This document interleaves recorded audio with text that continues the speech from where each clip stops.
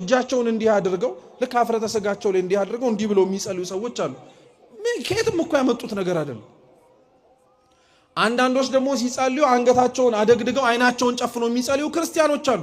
ከየት እንዳገኙት እኮ ምንጩን አያውቁትም። ለሚያረጉት ነገር ግን ቢጠየቁ ምክንያት አላቸው። ለምን አይንን ጨፈንክ ሲባል አይ ሐሳቤ እንዲሰበሰብልኝ ይላል። በፍጹም ህሊና ካልተሰበሰበ አይንን ስለጨፈንክ የሚሰበሰብ ሐሳብ አይኖርህም። ይሄን እርግጥ ወቅ። ሲቀጥል ጨፍነን እንድንጸልይ ያሳየን አምላክም የለንም። ክርስቲያን እንደ ክርስቲያንነቱ ደግሞ ማወቅ ያለበት ነገር ቢኖር የሚኖረው በዚህች ሃይማኖት ውስጥ ክርስቶስን መስሎ አምላኩ ያረጋውን አድርጎ ከእርሱ ጋር በፍጻሜው ለመኖር ነው እንጂ ደስ ያሰኘንም በማድረግ አይደለም። እንደው እንዲህ ያልኳችሁ ጫፍ ጫፉን ነው እንጂ ብዙ ማንሳት እንችላለን። በልምድ ኖረውብን ለምን እንደምናረጋቸው ማናውቅ። ምሳሌ ልስጣችሁ። መቼም አሁንም ያለንበት ሰሞን ትላንትና ቢያበቃም ሰሙነ መስቀል ላይ ነን አሁንም ያለን። እስኪ ሁላችሁም አማቱ። እኔ በስመ አብ እልላችኋለሁ፣ እናንተ ብቻ አማቱ። በስመ አብ ወወልድ ወመንፈስ ቅዱስ አሃዱ አምላክ አሜን። እንዲህ የሚያማትብ ሰው አይታችሁ አታውቁ? ታውት እሺ፣ ይሄ እንዲህ አይታችሁ ላታውቁ ትችላላችሁ። እንዲህ አማትቦ የሚስም ሰው አይታችሁ አታውቁ? ከየት አመጣው? እውነቱን ልንገራችሁ፣ በምዕራባውያኑ በተለይ በካቶሊካውያኑ ዘንድ ሲደረግ ያየ ነው። በተለይ ወንዶች ደግሞ አሊያም ሴቶች ደግሞ ይሄ ኳስ የሚያየው ሰው ነው እንደዛ የሚያደርገው። ተጫዋቾቹ ሲገቡ ሜዳውን ነክተው በስመ አብ ወወልድ ወመንፈስ ቅዱስ ብለው ሲስሙ ስላየ ምክንያቱንም አያውቀውም እኮ። ለምን እንደምትስመው ተብሎ ሲጠየቅ እንደ መስቀሉና እንደ የምስመው ምንድነው ጸብህ ምናምን ይላል። አይደለም ስናማትብ ያየነው አበውም አማትቡ ብሎ ያስተማሩን እንደዛ አይደለም። ሲጀመር ሁሉም የሚያማትብበት የተለያየ ምክንያት አለ። በነገራችን ላይ ካቶሊካውያን እጃቸውን ዘርግተው እንዲህ ብለው የሚያማትቡበት ከብዙ ምክንያቶቻቸው አንዱ እግዚአብሔር በሁሉም ቦታ ስላለ ነው ይላሉ። እጃቸውን እንደሚዘረጉት ማለት ነው። ሌሎች የላቲን ካቶሊኮች ደግሞ እጃቸውን እንዲህ አድርገው ነው የሚያማትቡት። በዚህኛው ጣታቸውና በጠቋሚ ጣታቸው እንዲያመሳቅለው ማለት ነው። በዚህኛው መስቀል መስራታቸው። ከላይ የተረፉት ሶስቱ ደግሞ የቅድስት ሥላሴ ማሳያ ነው ይላሉ። እኛ እንደዛ እንድናማትብ አልተማርንም፣ አላየንም። እኛ እንድናማትብ የተነገረን እንዲህ ብለን ይሄንንም ያረግንበት የራሳችን ምክንያት አለን። መስቀል ነው እየሰራን ያለን። እግዚአብሔር በሁሉም ቦታ መኖሩን እያማተብን እየመሰከርን ነው። በሰማይም በምድርም በቀኝም በግራም በሲኦልም በገነትም በሁሉም እግዚአብሔር እንዳለ እያሳየን ነው። እንድንስም ግን አልታዘዝንም። እያልኳችሁ ያለሁት እንደ ልምድ ይዘናቸው የምናረግበትን ምክንያት የማናውቃቸው ብዙ ነገሮች አሉ። ይሄ መስተካከል አለበት። በነገራችን ወደ ትምህርታችን ግን ልመልሳችሁ ብቻ እና ያ ፈሪሳዊ ስለ እግዚአብሔር በእግዚአብሔር ፊት ጸሎት ሲጸልይ እንዲህ ብሎ ነበር የሚጸልየው። በቃ ስለ ጽድቁ ያወራል፣ ስለምኑ ያወራል። በመጨረሻም አጠገቡ ቆሞ ስላየው ቀራጭ ደግሞ ተመለከተና እንዲህ ቀራጭ ስላላረከኝ አመሰግንሃለሁ አለ። አንዳንድ ሰው መጸለያው ሳያንስ መጸለያችን ሳያንስ ራሳችንን ከሌላው ኃጢአተኛ ጋር የምናለካካ ሰዎች አሉ። ቢያንስ እግዚአብሔር ሆይ እንደገሌ ስላላደረከኝ አመሰግንሃለሁ ያልንበት እኮ ጊዜ እንዳለ ታውቃላችሁ። እኛ መምጣታችንን አይተን ግን የቀሩትን፣ እኛ መስተካከላችንን አይተን ግን አሁን ላይ የተበላሹትን። ሲጀመር በነገራችን ላይ እኛን ራሳችንን ከፍ አድርገን ሌላውን ባለበት ቦታ ዝቅ አድርገን እንደነገሌ ስላላረከኝ አመሰግንሃለሁ ነው አይደል ያልከው? አንተ ራሱ አሁን ቆመ ላለመናወጽ ምን መተማመኛ ኖሮ ነው? እርሱ ካለበት ከኃጢአት ቦታ ያንተን ወንበር ይዞ አንተ የተቀመጥክበት ወንበርን ትተህ እሱ ያለበት ኃጢአት ቦታ ላይ አለመቀመጥ በምን ተማምነህ ነው? በፍጹም በፍጹም። ማናችንም የቆምን ቢመስለን ምን እንዳናረግ መጠንቀቅ አለብን። እንዳንወድቅ መጠንቀቅ አለብን። ጠብቆ የሚያቆመን እኛ የተቀመጥንበት ወንበር ሳይሆን የእግዚአብሔር ምሕረት ነው። ይሄን የረሳ ሰው ግን ራሱን ከሌላው ጋር ያነጻጽራል። ቢያንስ እንደገሌ እኮ አይደለውም ይላል። እገሌን ተወው። ራስህን እውነት እንደዛ ብለህ ማነጻጸር የምትፈልግ ከሆነ እኮ ራስህን አብረ ልታስተያያቸው የሚችሉ ተጋድሏቸውን የጨረሱ እኮ ቅዱሳን አሉ። ተጋድሏቸውን የጨረሱ ከእግዚአብሔር ጋር በክብር ያሉ አሉ። ፈሪሳዊው ግን እንደዛ የለም። ስለ ቀራጩ እያየ እንዲህ ቀራጭ ስላላረከኝ አመሰግንሃለሁ አለ። ቀራጩስ በአንጻሩ የሰማዩን ርዝመት ከፍታ እንኳን ላይ የማይገባኝ ኃጢአተኛ ነኝ እያለ ደረቱን እየደቃ ዝቅ ብሎ እያነባ ያለቅስ ነበር። አሁን እግዚአብሔር ክርስቲያኖች ከነዚህ ከሁለቱ የሚሰማው ጸሎት የትኛው ይመስላችኋል? የፈሪሳዊው ነው ወይስ የቀራጩ ነው? አዎ ቅዱስ ዮሐንስ አፈወርቅ ምን ይላል መሰላችሁ? ሰው ኃጢአት ሲሰራን ያያችሁት እንጂ ከናንተ ተሰውሮ ደግሞ ንስሐ ሲገባ አልተመለከታችሁትም ይላል። ብዙዎች እኮ ስለ ኃጢአታቸው እርም እስከሚሉ ድረስ እነሱ ስለ ኃጢአታቸው እንደዛ ስላልተሰለሰሉ እኛ ተጨንቀን የፈተፈትንላቸው ሰዎች አሉ። እነሱ እኮ ይሄን ንስሐ ገብቶ ከእግዚአብሔር ጋር ታርቀውበታል፣ ሕይወታቸውን ኖረው ተስተካክለውበታል። እኛ ግን እንደዛው ተመስጠን እዛው ቁጭ ብለን እንዳለን ሰዎች አሉ። ማቴዎስ ቀራጭ ነው ስላችሁ እንዲህ ነው። ሰው ቢያየው እንኳን እንደሱ አላደረከኝ ብሎ የሚያመሰግንበት፣ ህዝቡ የማይወደው የማያስጠጋው፣ እምነቱን አይሁዳዊ ቢሆንም ቤተ መቅደስ እንኳን ገብቶ ለመገልገል ሰው የሚጸየፈው ሰው ነው። ክርስቶስ ታዲያ በሚያስተምርበት ጊዜ ላይ በመግቢያ በኢየሩሳሌም መንገዶች ላይ ሲገባ ማቴዎስን አየው እና ክርስቶስ ማቴዎስን አይቶ ተከተለኝ አለው። እስኪ ተከተለኝ በሉ በሉ በሉ ድገሙት። አሁንም ድገሙት፣ አሁንም ድገሙት። እናንተ አትሉም እንዴ? እስኪ በሉ።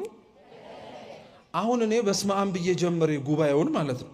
እናንተ ተከተሉኝ ብያችሁ ስብሐት ለእግዚአብሔር ብል ምንድን የምትሉት? ወዴት? አንደኛው ጥያቄ ነው አይደል? ለምን? ሁለተኛው ጥያቄ ነው። ለምን እንከተልሃለን? ወዴት ነው የምንከተልህ? ማነሳ አንተ ተከተሉኝ ብለህ እኛን እንድንከተልህ የምትጠራን ብላችሁ ትጠይቃላችሁ። የሚገርም እኮ ነው። ክርስቶስ ማቴዎስን አይቶ ተከተለኝ ሲለው እንዲህም አልጠየቀውም፣ እሺ ብሎ ነው ብድግ ያለው። እግዚአብሔር የሚገርማችሁ ለማቴዎስ ተከተለኝ ብሎ ኃጢአቱን ክፋቱን ትቶ እንዲነሳ እንዳረገው ሁሉ ከማቴዎስ በላይ አንተ ቃለ እግዚአብሔር እያዘነበ አልደከመብህ? ለአንተ እኮ ተከተለኝ አልበቃ ብሎ ለእኔና ለእናንተ ተከተለኝ ማለቱ አልበቃ ብሎን በስመ አብ ብሎ አስጀምሮ ከብሉዩ ከሐዲሱ ከሊቃውንቱ ከመነኮሳቱ ተጠቅሶ ከዝማሬው ተዘምሮ ይሄ ሁሉ እኮ ልብህን ለማሸነፍ ነው እንጂ ልክ እንደሚበላ ቡፌ የእግዚአብሔር ቃል በየአይነቱ እንዳለ ለማሳየት አይደለም። እንድትሸነፍ ለእግዚአብሔር እንድትንበረከክ ነበር። ማቴዎስን ያሸነፈው አንድ ቃል ነው። እኔና እናንተን 365 ቀን የሚዘንበው የእግዚአብሔር ቃል መቼ ነው የሚያሸንፈን? መቼ ነው እምቢ ብለህ ለኃጢአት ለሱ እሺ ማለት የምትጀምረው? ማቴዎስ ተከተለኝ ሲባል ተከትሎት ሄደ። አብረውት ያሉት ክርስቶስን ይከተሉት የነበሩት ሌሎችም ሰዎች የራሳቸው ችግር ነበራቸው። ክርስቶስ ከእያንዳንዱ ከተለያየ ሰውን የሰበሰበው እንደ ማቴዎስ ባለጸጋ ሆኖ ኃጢአተኛውን ሰብስቧል።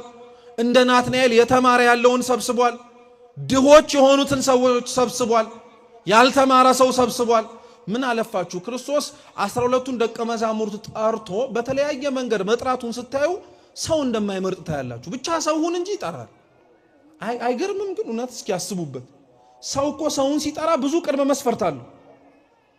የት እንደተወለደ፣ ማን ጋር እንዳደገ፣ ምን ጋር እንደሆነ ይሄንን ሁሉ መርምሮ ነው። እግዚአብሔር ግን ና ሲል ይሄንን ሁሉ እያወቀም ሰው ጋር ላያስጠጋህ የሚችል ችግር እንኳን እንዳለብህ እየተረዳም ሊጠራ ይችላል። ሁሉም ተሰብስበው መጡ፣ ተጠራሩ። ማቴዎስ ከሌሎቹ በጣም የሚገርመው ምንድነው? ሀብታም ስለሆነ የተጠራበት የዛው ቀን ላይ ምሳ ግብዣ አዘጋጀ። የራሱ ምሳ ግብዣ አዘጋጅቶ ሁሉንም ነገር አስተካክሎ አብልቶ አጠጥቶ ቤቱን እንደከፈተው ጥሎት ሄደ። በቃ አለቀ። ወደ ኋላ ራሱ አልተመለሰም። ክርስቶስን እውነት ከልባችሁ ስታዳምጡት ክርስቲያኖች እንዲህ ያስመንናል። እንዲህ አልተው ያለህን ነገር ማስተው ይችላል እግዚአብሔር። አሁን እኮ አያችሁት ራሱ ክርስቶስ አሁን ያነበብንበት ወንጌል ላይ ምን እንዳለ ታውቃላችሁ? ጆሮ ያለው መስማትን ይስማል። ጆሮ ኖሮን መስማቱን ስለማንሰማው ተሰብኮላቸው እንደመነኑትና ተሰብኮላቸው እግዚአብሔርን ብለው ኃጢአትን እንደተዉት ሰዎች መሆን ያቃተን ለምን እንደሆነ አያችሁ?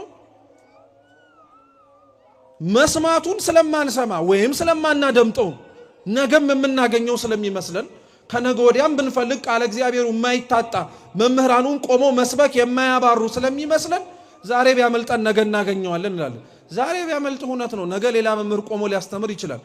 ዛሬ መሽቶ ነገ መንጋቱን ግን በምን ተማምነን? በምን ተማምነን? በምን እርግጠኛ ሆነን? እነ ማቴዎስ በዚህ ነው የበለጡን ክርስቲያኖች። ነገ ክርስቶስ ተከተለኝ ብሎ ላይሰብከው ይችላል። በቃ እድሉን ተጠቀመ። ዛሬ እንዳረግ የፈለከው ይሄንን ነው አለ። እሺ ጥሩ። ቤቱን ከፈተለት፣ ሀብት ንብረቱን በሙሉ አብልቶ አጠጥቶ፣ በሌላ ቋንቋ የቁም ተስካሩን ያወጣው። በቁሙ ሳይሞት ተስካሩን አውጥቶ ልክ መነኮሳት ሲመነኩሱ የቁም ተስካራቸውን ያወጣሉ። በቃ አብልቶ አጠጥተው ከዛ በኋላ ሀብት ንብረትም የለኝም ብለው ካላቸውም ለገዳም ሰጥተው ይገባሉ። ሁሉን ትቶ ተከተሉ። ሁሉን ትተን ለመከተል እግዚአብሔር እውነት ይርዳን ሁላችንን። ስለከበደን ነው እኛ ክርስቲያኖች እንደምንሰማው ወንጌል እንደሚሰበክልን ቃለ እግዚአብሔር መኖር ነው የከበደን እኮ። ቃሉ ችግር የለበትም። ብንሰማው እኛ ጋር ለውጥ ላያመጣ የቻለው ቃሉ ስለማይለውጥ አይደለም። እኛ ግን ለመለወጥ የተዘጋጀ ልብ ስለሌለን፣ እኛ ግን ሰምተን አድምጠነው ለመስተካከል ስለምንፈራ ስለምንሳቀቅ። ሰማዕታት እኛን የበለጡን በዚህ ነው። የቃለ እግዚአብሔር ፍቅር የምንሰማው የአምላካችን ትምህርት ያስቆርጣል፣ ያስመንናል፣ ጭክን እንድትል ያደርጋል። ወደድክም ጠላህም የሆነ ነገር እንድታቆም ያደርጋል። ያ ያቆምከው ነገር እኮ ይጣፍጣል፣ ደስ ያሰኛል፣ ባትተወው ያሰኛል። ልምድ ነው ኃጢአት። ነገር ግን ሁሉን ነገር ስለ እግዚአብሔር ብለህ መተውን ከለመድክ የተውከውን ነገር በሙሉ መልሶ ይሰጣል እግዚአብሔር። ታውቃላችሁ? እስኪ ስለ እግዚአብሔር ብለን ሁላችንም አለን ብለን የምንሳሳለትን ነገር እንተውለት፣ መልሶ ይሰጣል።